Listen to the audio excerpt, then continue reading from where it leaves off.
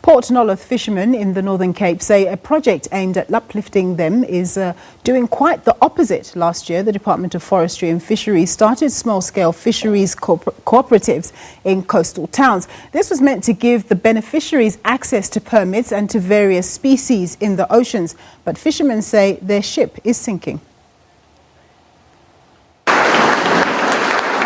The small-scale fishery cooperatives were launched to much excitement last year. They were meant to benefit a broad sector of fishing communities through long-term permits. The cooperatives were established in KwaZulu-Natal and other fishing communities. But just a few months later, fishermen say they are again in the same boat.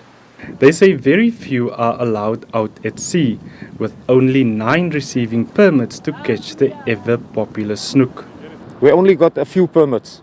And we are not just 18 fishermen in Port Nolloth. We are more than 18 fishermen. We are about almost 200 fishermen in Port Nolloth. They call this town, used to be a fisher's town.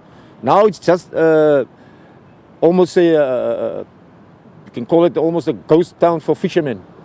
Many are once again forced to brave the sea illegally to put bread on the table.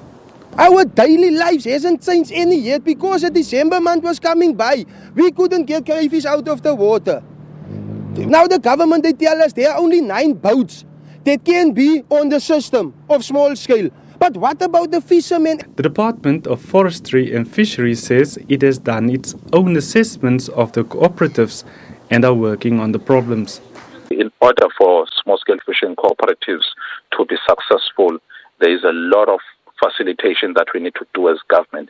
We need to facilitate support programs, and it's all mainly about capacitating the cooperatives and ensuring that there are internal control systems in these communities. And it shows that there is a lot of potential there. What we need to do now is to ensure that we capacitate them and we work together with those cooperatives up there. The fishermen of Port Nolloth say they hope the permit issues will be sorted out quickly, so they can earn a living in the way it has been done here for generations. Ulrich Hendricks, SABC News, Port Nolloth, Northern Cape.